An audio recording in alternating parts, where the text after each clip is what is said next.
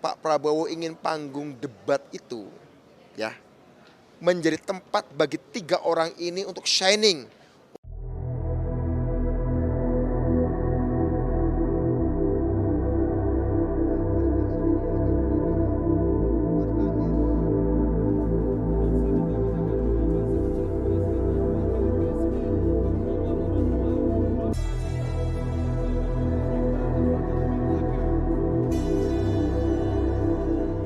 Emosional ini bang, karena itu kan yang juga agak disorot itu bang.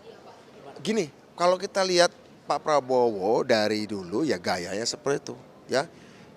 Yang menarik adalah justru kalau menurut saya itu adalah paling tidak dibuat-buat, paling apa adanya. Paling apa adanya. Orang paling apa adanya itu pasti tidak berbahaya. Ya. Orang yang paling apa adanya manusiawi itu adalah orang yang paling tidak berbahaya. Karena kita tahu ya banyak sekali orang-orang yang tiran adalah orang yang tidak bisa kita tebak hatinya. Ya, di balik senyum, di balik itu nggak bisa. Pak Prabowo apa adanya. Justru karena itu adalah orang yang paling tidak berbahaya untuk menjadi pemimpin Indonesia. Dan beliau tentu saja sudah banyak berubah. Beliau sekarang jauh lebih luas, jauh lebih merangkul, dan kalau kita lihat jangan sekedar gerak tubuhnya. Pesan inti yang disampaikan apa sih? Di Tahir persatuan, kesatuan, merangkul, embracing, merujukkan. Maaf, kami sebagai tim yang menjadi bagian dari penasihat tim debatnya, kadang-kadang nakal. Pak, sekali-kali nakal dong. Agak nembak biar seru dikit, toh Bapak ditembak berkali-kali. Pak Prabowo, ini demi Allah nih, demi Allah ya, demi Tuhan ya. Tidak, gak boleh.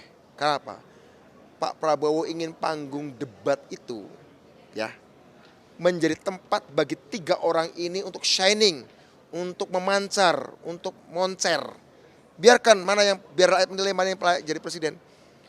Kenapa Pak Prabowo nggak ngangkat isu, katakanlah isu tertentu yang berkaitan dengan calon yang lain?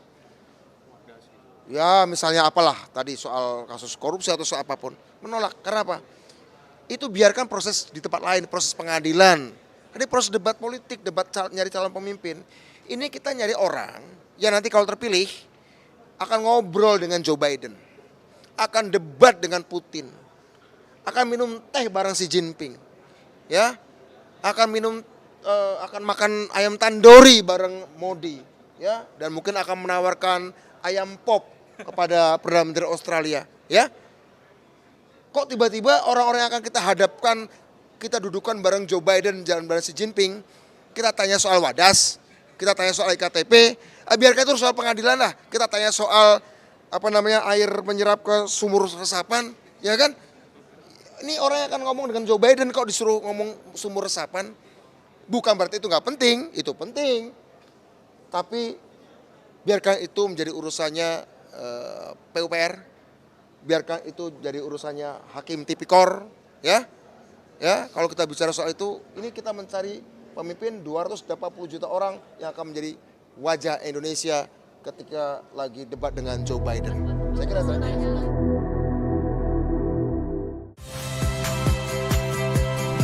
Saya Rahmat Ibrahim.